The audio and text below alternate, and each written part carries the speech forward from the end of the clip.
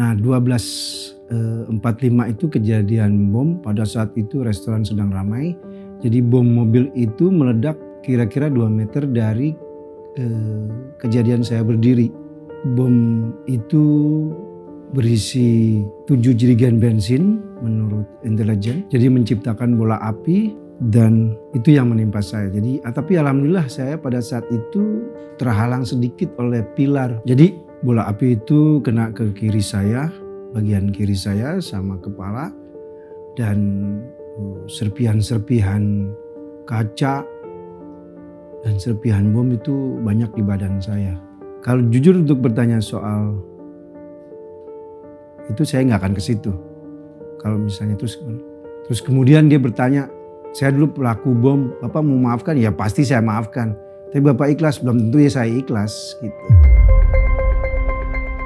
Jika saya bertemu dengan salah satu korban, ya pertama saya ingin meminta maaf karena walau bagaimanapun saya ikut terlibat dalam aksi tersebut yang mengakibatkan luka-luka atau bahkan meninggal dunia. Ya paling itu saya ingin meminta maaf dengan setulus-tulusnya agar tidak ada beban lagi buat saya di akhirat nanti.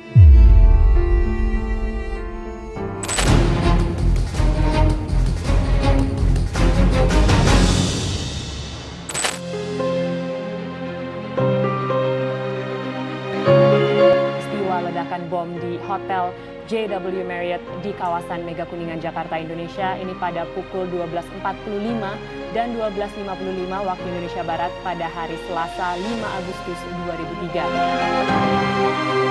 2003. Jadi bom mobil itu meledak kira-kira 2 meter dari kejadian saya berdiri. Setengah badan sebelah kiri saya itu kena luka api, terus kemudian luka bakar itu, kemudian serpihan-serpihan kaca dan segala macam.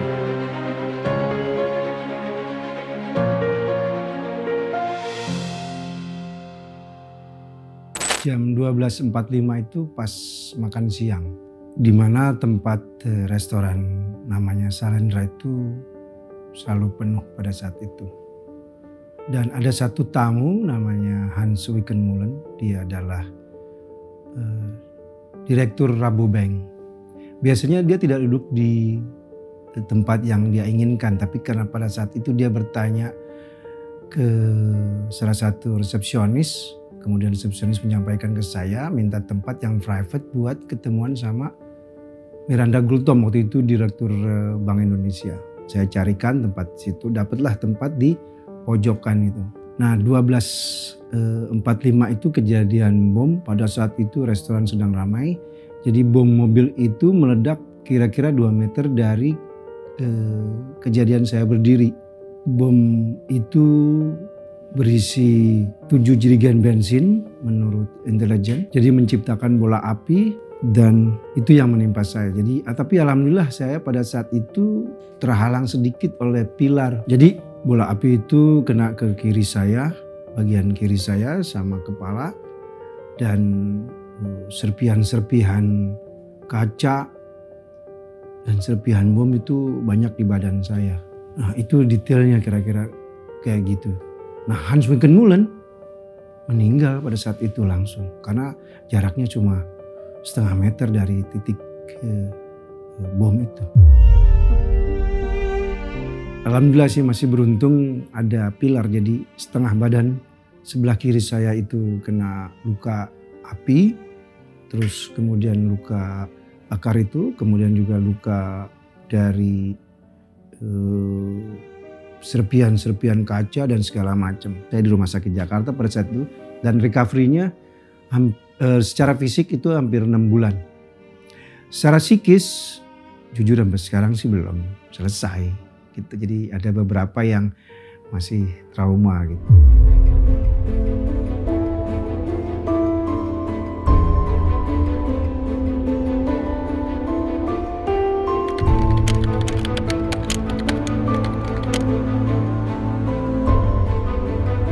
Jujur saya nggak tahu sih apa yang saya mau tanyakan.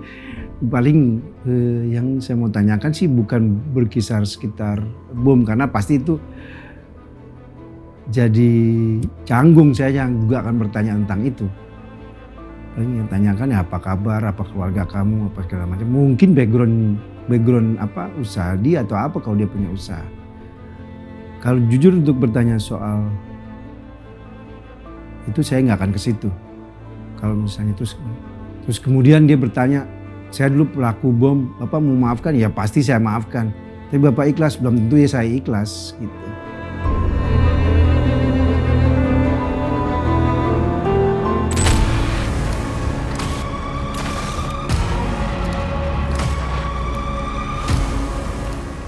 Saya diminta untuk menyediakan bahan peledak untuk aksi salah seorang kawan yang waktu itu saya nggak tahu aksinya di mana, cuma saya diminta untuk membuatkan bahan peledak saja.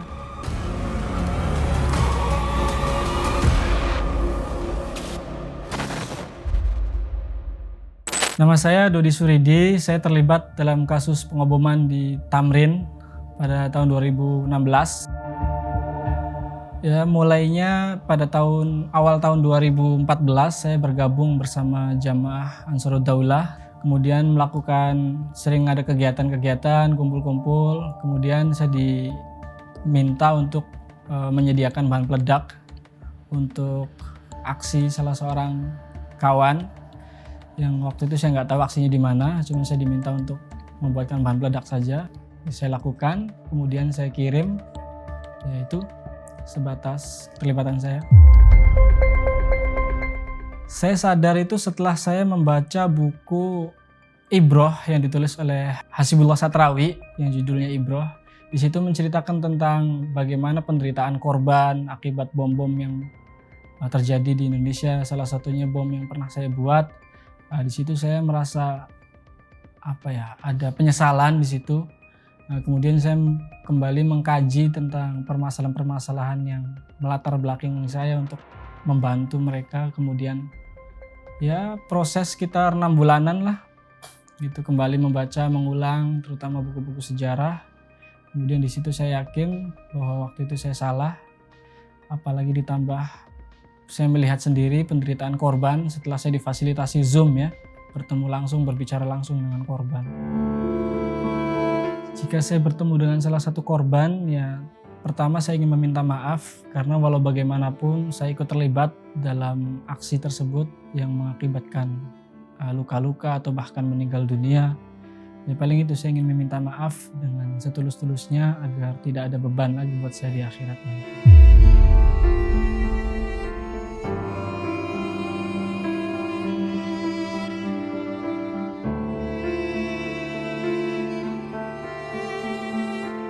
Teman-teman, rencana hari ini saya akan bertemu dengan salah satu mantan pelaku bom.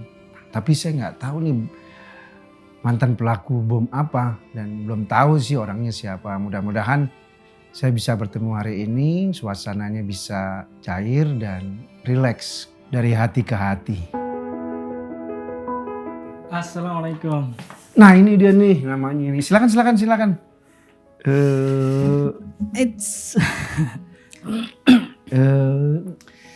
Ini saya boleh ngomong dulu nggak? Saya ini dari kemarin sebetulnya pengen ketemu sama korban dari penyintas lah ya. Pas banget. Iya, saya korban. Saya dikasih tahu katanya mau dipertemukan sama penyintas. Nah, memang dari dulu kan saya pengen ketemu banget tuh.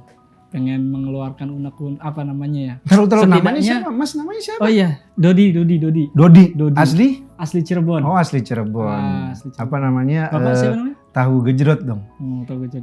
Ini. Saya Hendra. Saya Hendra. penyintas bom JW Marriott yang tahun 2003, yang pertama Mas Dodi. 2003 ya. 2003 saya belum jadi teroris itu ya. Mas Dodi waktu 2003 ngapain? 2003 itu saya masih sekolah kelas SD kali ya? 3 SD. Iya, kelas 3 SD. Saya udah tua juga ternyata. 2003 saya tuh korban bom Marriott. Mas Dodi, saya sempet tadi Mas Dodi mau cerita apa gitu. Sempet kepotong, cerita apa tadi? Iya, tadi saya tuh sebetulnya sudah lama ya minta pengen ketemu sama penyintas, terutama bom Tamrin. Nah, saya ditelepon tuh sama BNPT, katanya, Dod, mau nggak ketemu sama penyintas? Katanya kan kamu mau minta maaf katanya. Oh ya sudah, siap lah. Jadi saya berangkat sini. Nah, makanya tadi saya tanya, Bapak dari penyintas mana? Iya, Gitu. saya kan penyintas Maret 2003 tuh. Oh iya, penyintas. Kalau yang Tamrin tahun 2000? Kalau Tamrin itu 2016 Januari tanggal 14. Saya lagi di Jogja itu. Oh, Jogja. Gak tahu jadi ya. Tapi seru tuh ya tembak-tembakan. Enggak, jadi kamu tuh sebagai yang tembak-tembakan? Enggak, kalau yang tembak-tembakan saya nggak ikutan Pak. Cuman saya juga sebetulnya sih nggak tahu itu mau diledakkan di mana ya, mau di Tamrin atau di mana. Pokoknya saya cuma diminta sama yang aksi itu pelaku, katanya Dod bikinin bom dong katanya. Perasaannya sama sih. Jadi saya juga sebagai korban itu pada saat kena korban bom itu kan masanya panjang gitu ya. Kalau kayak ke Dodi sih nggak ada sih rasa sakit hati atau dendam gitu ya perasaan saya. Cuma yang saya inginkan itu atas dasar apa ya Dodi melakukan hal tersebut gitu. Sebagai napiter nih. Ya sebetulnya sih kompleks Pak ya. Karena gak ujuk-ujuk dong saya diminta bikin bom terus saya mau. Ini saya nanya gini nggak apa-apa ya? Oh nggak apa-apa. Ini saya sudah nggak ada hard feeling nggak ada. Nggak tenang aja. Saya sudah pengen ikut andil lah dalam program radikalisasi ini karena salam dulu lah. Ya karena saya sudah bertemu langsung Pak dengan korbannya itu. Yang korban apa? Yang Tamrin? Ya bukan Tamrin. Kalau Tamrin justru saya belum ketemu gitu. Hanya sebatas Zoom saja. Gitu loh. Cuman kan saya baca di bukunya Mas Hasib itu ya, Ibroh itu di situ kan penderitaan korban kayak gini. Apalagi kemarin saya ikut ketemu juga dengan korban sama Kuningan, bom Bali seperti itu. Itu masya Allah penderitaannya luar biasa sekali. Aduh, jadi merinding sakit Mas. Saya ngerasain tuh 6 bulan. Jadi pada saat pengobatan sakit deh. Nah itu tadi jadi apa tadi saya pertanyaan saya tuh atas dasar apa Mas Dodi melakukan hal tersebut? Ya seperti yang tadi saya bilang, nggak ujuk-ujuk ketika saya diminta bikin bom saya langsung terima dong. Tentu ada alasan tersendiri. Nah saya ingin cerita alasannya itu tadi sentimen terhadap pemerintah dan sentimen keagamaan Pak. Jadi mohon maaf kita kan dari latar belakang yang kurang berpendidikan ya, saya sendiri cuma lulusan SD gitu. Saya lulus SMP merantau di jalan sampai hidup keras lah seperti itu. Terus ketika berurusan dengan birokrasi saya dipersulit untuk bikin apa saja sulit lah gitu. Nah terus ditambah saya pernah ditilang polisi seperti itu. Nah di situ kebencian ada. Oh jadi semuanya tuh menggumpal gitu ya? Ya sebetulnya sih wajar-wajar saja Pak, ditilang polisi biasa kan namanya salah kan. Nah cuman namanya nggak ada edukasi berkaitan dengan itu. Kemudian saya juga ada di lingkungan yang waktu itu kurang mendukung lah, di lingkungan pergerakan yang memang tersistem untuk memerangi pemerintah gitu loh. Nah, makanya ketika saya ikut nimbrung duduk-duduk aja biasa ngobrol sharing tentang pemerintahan ini nggak adil ini dan itu. Nah, terus dikasihlah saya masukan doktrin-doktrin tentang jihad. Itu di saat itu pengajian atau gimana? Enggak, biasa. Oh enggak kayak begini ngobrol biasa? Biasa ngobrol biasa aja. Belum ke kajian. Nah di situ kan mungkin saya ada minat ya, ada pertanyaan. Nah mungkin itu yang dimanfaatkan. Kemudian udah kamu kalau kurang pengen penasaran, pengen tahu ikut aja sama kajian ini. Nah, mulanya cuma ngobrol doang. Ngobrol biasa. Tadi pada saat ngobrol tuh Mas Dodi tahu siapa yang diajak ngobrol gitu? Enggak ya teman biasa, teman dagang. Gitu. Enggak bilang saya dari ISIS, kamu gini. Enggak, gitu. Ngobrol aja. Saya cuma diarahkan ikut kajian. Nah, cuma di situ karena minat saya besar, di situ dijelaskan tentang keadaan di Suriah dulu, kayak gini, kaum muslimin sedang dizolimi. Kamu itu sebagai kaum muslimin harusnya kan membantu saudaranya dan lain sebagainya. Nah, disitulah saya minat, saya tertarik. Kemudian ya dikumpulkan gitu dengan ini nih ada yang sepemikiran dengan kita. Nah, dikelompokkan di situ. Nah, di situ mulailah karena ada yang mandu kan ya saya nggak tahu juga. Akhirnya ditempat-tempatkan, diposisi-posisikan gitu. Terus sekarang Dodi melakukan apa aja kegiatan?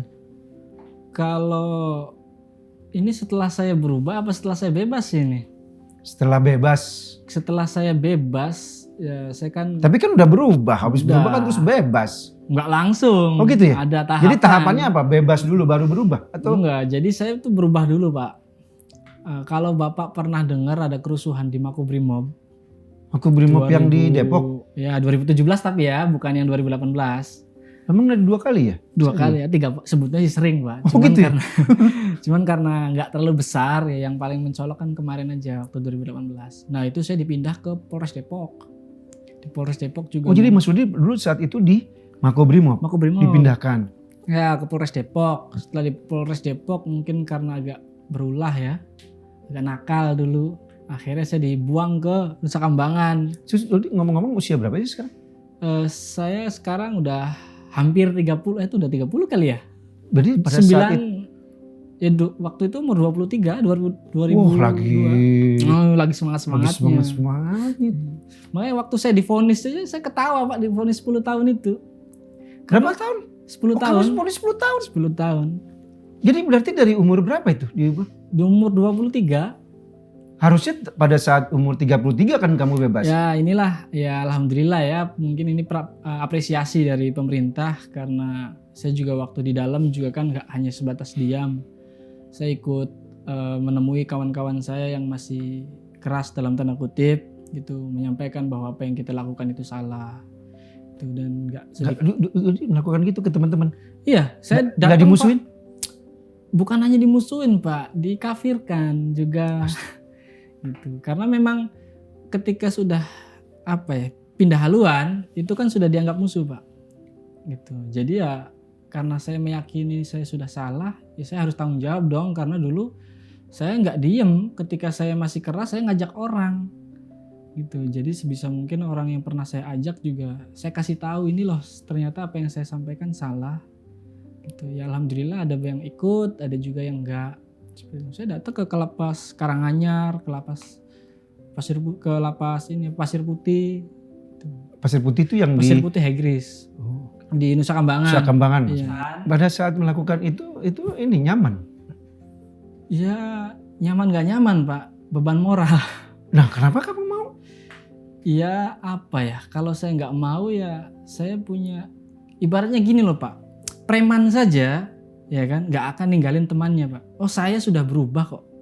Dia itu dulu pernah saya kompor-komporin Pak. Ya setidaknya kalau saya berubah saya kasih tahu dong. Ternyata apa yang saya kompor-komporin itu salah. Yang benar seperti ini.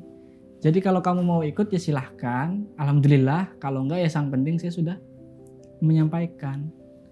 Gitu. Ya hanya sebatas itu saja. Gitu. Oh jadi sekarang Dodi sampai sekarang ini tugasnya adalah itu ya. Memberikan apa itu ya ceramah atau apa. Bukan tugas. Ini loh gue mantannya gue bisa sadar nih. Ya ibaratnya gini loh. Apa yang kamu yakini dulu, apa yang kamu yakini sekarang itu sudah pernah saya yakini gitu loh. Apa yang kamu lakukan dulu saya juga pernah lakukan gitu loh. Jadi dan itu salah. Saya sudah tahu itu salah dan saya sudah melihat sendiri bagaimana kehidupan korban dari aksi tersebut karena memang saya jelaskan bahwa tujuan dengan pengaplikasian itu beda. Tujuan kami, saya direkrut Pak terus terang ya ketika gabung ini ingin menegakkan negara Islam. Nah, tapi realitanya apa hubungannya pengeboman Pospol, Starbucks dengan penegakan syariat Islam? Kan kurang nyambung. Seperti itu. Apalagi korban-korbannya dari kalangan sipil. Seperti itu. Gitu, kamu bukan lulusan SD nih. Kalau dia ngomong, nih, kayaknya bukan. Tapi ya. pinter nggak? Maksudnya secara pengetahuan kamu bagus, terus cara penyampaian juga enak. Aduh, senang juga nih aku ketemu. Jadi minimal aku baru sekali loh ketemu. Gitu. Beneran, dulu pernah aku ditemukan pada saat kejadian Marriott itu ditemukan di salah satu sel. Ya dia cuma bilang kita nggak bisa dialog kayak begini. Nggak ada dialog dan dia sudah minta maaf. Ya saya maafkan Pak, tolong ikhlaskan ya. Aku nggak bisa bilang ikhlas pada saat itu. Siapa bisa bilang ikhlas? Aku nggak mungkin. Iya aku ikhlas. Kan berarti ngomongin diriku sendiri gitu ya. Terus kemudian kemarin ada undangan dari BNPT suruh datang. Pak bikin video buat rekonsiliasi. Oh siap, saya sih selalu untuk NKRI saya selalu siap. Terus ternyata ketemu sama Rodi, terus tadi saya ketemu kan maksudnya ngalir aja, alhamdulillah. Ya nanti kapan-kapan kita bisa ngobrol lagi gitu loh. Ya insya Allah. Jadi mudah-mudahan sih dari obrolan ini ada manfaatnya gitu ya. Amin, bahwa amin. sebagai manusia ya perbedaan ya sunatullah lah, setiap orang tuh pasti berbeda. Dan saya sendiri saya sebagai korban ya berharap sih sudah tidak ada lagi kayak begituan gitu loh. Saya kira sih gitu ya, mudah-mudahan program kita bermanfaat. Amin, amin, Ya. amin. Teman-teman, saya Hendra dari penyintas JW Marriott pertama, BOM, ingin menyampaikan pesan perdamaian. Mari bersama-sama kita tingkatkan kewaspadaan terhadap tindak kekerasan dan radikalisme yang akan merusak dan memecah belah bangsa Indonesia. Mari saling menghormati dan berjuang untuk perdamaian demi masa depan yang aman dan harmonis. Salam Pancasila, merdeka, merdeka, merdeka. Nama saya Dodi Suridi, saya salah satu mantan pelaku dari bom Tamrin. Sebagai salah satu mantan pelaku, saya ingin menyampaikan pesan perdamaian bahwa tidak ada perdamaian yang diperjuangkan dengan jalur kekerasan. Setiap perbedaan sudah selayaknya menjadi rahmat dan tidak menjadi sebuah kehancuran yang menimbulkan tindak kekerasan di negeri ini. Mari bersatu dalam keberagaman, tanamkan semangat nasionalisme untuk membangun masa depan yang lebih baik. Salam perdamaian. Selamat dulu. Oke. Sehat-sehat ya. Insya Allah. Minta nomor handphone ini.